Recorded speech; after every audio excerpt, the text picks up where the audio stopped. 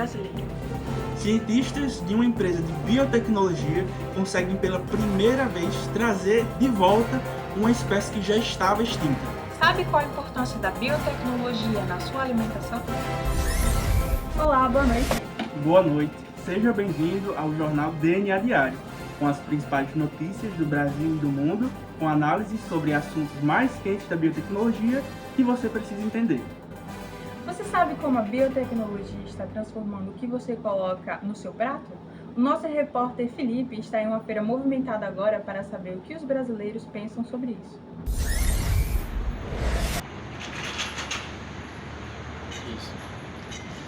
Exatamente, estamos aqui diretamente da Feira da Cobal, pois aqui muitas frutas comuns podem parecer que não, mas são pura biotecnologia, sendo alimentos transgênicos ou organismos geneticamente modificados. Vamos escutar agora a opinião da população. Beleza, pessoal, então dando sequência agora à opinião das pessoas aqui na Cobal, vamos entrevistar a Alice para ouvir a opinião dela sobre produtos transgênicos, ou OGMs, que são organismos geneticamente modificados. Alice, você acredita que esses produtos são considerados bons ou ruins? Eu acho que ruim, né? Porque o que a gente come não devia vir de laboratório, devia ser natural. Vir da natureza. Entendi. Então você prefere algo mais natural, correto? Isso. E caso você vá em algum comércio e procura nas prateleiras por produtos mais naturais e não transgênicos, no caso? Eu não costumo olhar não, eu só pego mesmo. Entendi. Você acredita, confia que os órgãos que regularizam, que fiscalizam essa produção de transgênicos aqui no Brasil entregam realmente um resultado confiável? Eu duvido, né? Por causa que tem sempre um jeitinho brasileiro pra coisa, então eu não confio muito não. Entendi. E José, então para fechar aqui as perguntas, você teria algum receio ou algum medo de comer ou ingerir esses produtos transgênicos?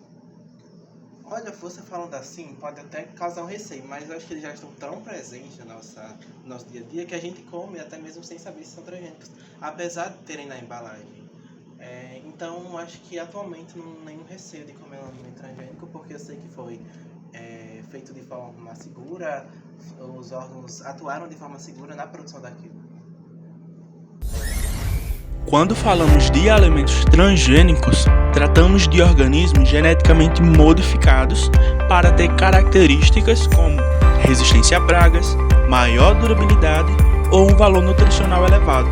Eles ajudam a aumentar a produtividade em áreas menores e podem reduzir o uso de agrotóxicos, contribuindo para a segurança alimentar, especialmente em regiões com dificuldades de produção.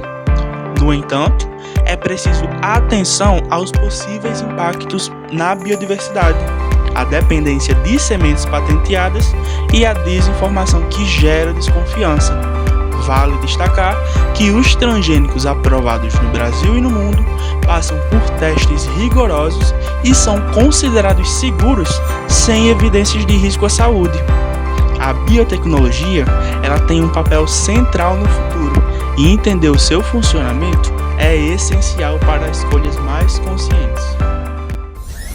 E aí, depois dessa reportagem, você encararia um suco de laranja transgênico? Se o Felipe provar primeiro, eu topo. Mas falando em avanços ousados, pesquisadores brasileiros estão avançando no desenvolvimento de uma vacina inovadora que promete reduzir os efeitos da cocaína e do crack no organismo. Viemos aqui no laboratório onde nasceu a vacina UFMG V4N2, uma vacina que pode ajudar pessoas com dependência química. O segredo está numa molécula chamada calichareno.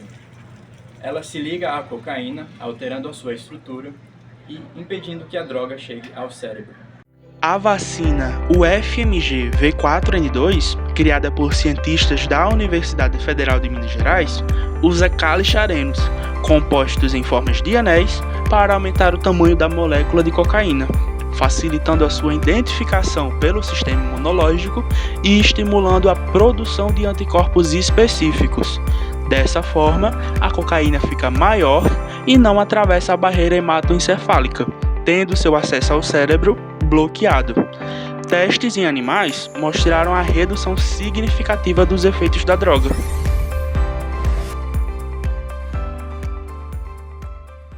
Estamos aqui no laboratório de biotecnologia. Viemos conversar com a doutoranda Marie Brunet. Ela é uma cientista integradora desse projeto e vamos conversar agora para entender melhor sobre o avanço que essa pesquisa já demonstrou até agora. Até agora os resultados têm sido bem promissores. Nos testes com animais, a resposta imunológica ela foi positiva, o que é um ótimo sinal. A gente ainda precisa começar os testes em humanos, mas é importante deixar claro que a vacina ela não torna a pessoa imune à droga. Ela não tira o desejo de usar, mas consegue impedir que a cocaína produza os efeitos psicoativos no cérebro. Isso muda tudo, porque sem esses efeitos recompensadores, como a euforia, o aumento de energia, a droga ela perde o impacto, né? Que geralmente leva o usuário a repetir o consumo. Ou seja, a pessoa ela pode até consumir a droga, a substância, mas não sente o efeito que ela espera, o que acaba reduzindo a motivação para continuar usando. É como se o ciclo de recompensa fosse quebrado. Entendi. Mas e se a pessoa usar uma grande quantidade da droga, a vacina ainda funcionaria? Bom, se o indivíduo ele consumir uma dose muito alta ou misturar com outras drogas, o número de anticorpos disponíveis pode não ser o suficiente para neutralizar a substância, toda a substância, permitindo que parte da cocaína ainda chegue ao cérebro. Por isso a vacina é uma ferramenta complementar, né, dentro de todo um tratamento mais amplo. E não é uma solução isolada. A vacina não é a cura, mas é uma ferramenta para ajudar na reabilitação. Ainda em fase experimental, a UFMG V4N2 já é uma esperança concreta no combate à dependência química, mostrando mais uma vez como a ciência brasileira busca soluções transformadoras.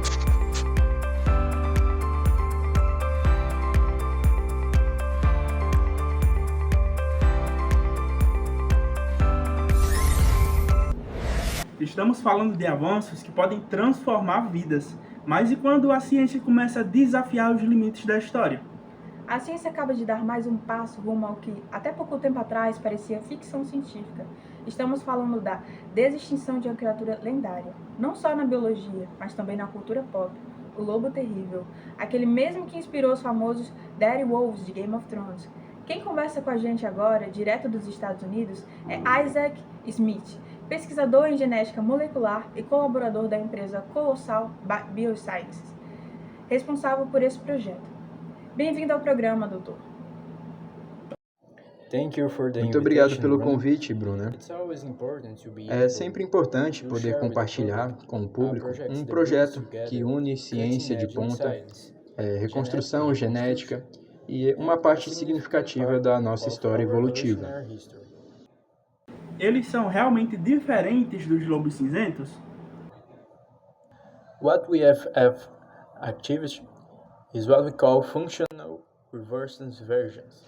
O que conseguimos, na verdade, foi criar o que chamamos de versões funcionais dos lobos terríveis, onde usamos o DNA extraído de fósseis com mais de 13 mil anos e o comparamos ao DNA de lobos cinzentos modernos. A partir disso, editamos 20 genes em células de lobo cinzento para incorporar características específicas dos lobos terríveis, como o tamanho, o tipo da pelagem e até mesmo o formato da mandíbula. Esses embriões editados foram implantados em mães de aluguel. E hoje temos 3 filhotes saudáveis, Romulus, Remus e Khaleesi. Romulus, Remus and Khaleesi. E por que começar por esses animais? Por que não o mamute, por exemplo?